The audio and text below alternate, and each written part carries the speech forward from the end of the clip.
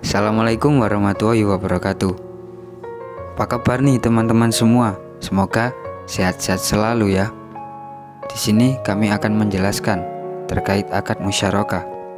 Sebenarnya apa sih akad musyarakah tersebut? Jadi simak videonya sampai akhir ya. Pengertian akad musyarakah.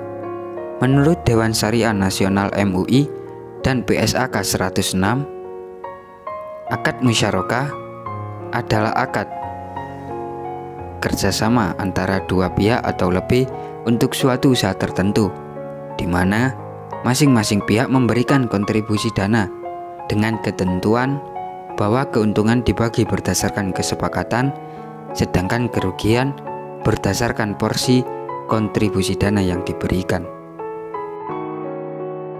Dasar hukum akad musyarakah yang pertama terdapat dalam Al-Quran Surat Shot ayat 24, yang artinya, dan sesungguhnya kebanyakan dari orang-orang yang berserikat itu, sebagian mereka berbuat dolim kepada sebagian yang lain, kecuali orang yang beriman dan mengerjakan amal soleh.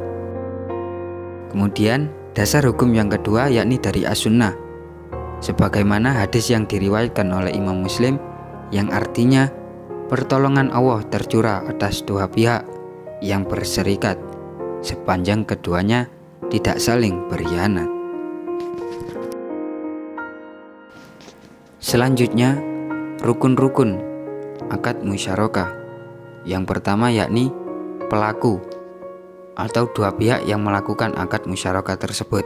Selanjutnya, objek akad bisa berupa dana atau berupa modal. Yang ketiga yakni ijab qabul, atau bisa dikatakan kesepakatan antar kedua pihak yang melakukan akad tersebut. Dan yang terakhir yakni nisbah atau bagi hasil. Syarat-syarat akad musyarakah. Yang pertama, perikatan dapat diwakilkan sesuai izin masing-masing pihak. Yang kedua, presentase pembagian keuntungan diketahui para pihak ketika melangsungkan akad. Dan yang terakhir, keuntungan ditentukan dalam bentuk presentase, bukan dalam jumlah pasti. Seperti akad-akad yang lain, akad musyarakah juga memiliki beberapa jenis. Akad musyarakah dibagi menjadi dua jenis syirkah, yaitu syirkah uqud dan amlak. Berikut penjelasannya.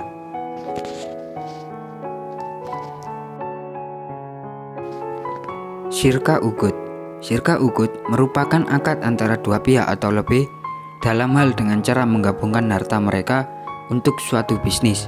Syirkah jenis ini dibagi lagi menjadi beberapa bentuk, meliputi yang pertama yakni al-inan, atau syirkah antara dua pihak atau lebih yang bekerja sama dengan menyetor modal dalam jumlah berbeda-beda untuk kemudian membagi keuntungan yang ada berdasarkan besaran modal masing-masing. Yang kedua, syirkah akmal atau syirkah abdan. Bisa dikatakan kerjasama antara dua orang yang biasanya berprofesi sama untuk mengerjakan sebuah proyek pekerjaan. Masing-masing dari mereka memberikan kontribusi dalam bentuk skill, kemudian keuntungan yang didapat akan dibagi rata.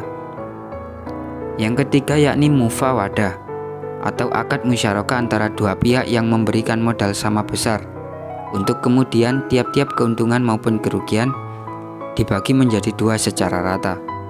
Dan yang terakhir, syirkah wujuh, atau kolaborasi antara pemilik dana dengan pihak yang memiliki kredibilitas, sehingga kerjasama ini didasarkan atas wibawa para anggota.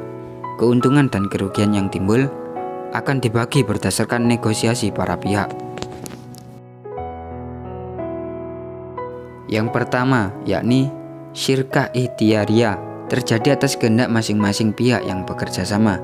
Dan yang kedua, syirkah ijbariyah, terjadi secara otomatis karena keadaan tertentu, misalnya pembagian warisan yang menyebabkan kepemilikan bersama sebuah aset. Contoh kasus dalam proses penerapan akad musyarakah ini salah satunya adalah pembiayaan modal kerja bank, di mana bank akan berperan sebagai pihak pemberi modal atau sohibul mal. yang akan melihat kelayakan suatu bisnis sebelum diberi pembiayaan. Selanjutnya, bank akan meneliti perkembangan bisnis itu secara berkala agar keuntungan yang diperoleh murni berasal dari bisnis nasabahnya. Lalu, apakah akad musyarakah bisa dibatalkan atau dikatakan berakhir?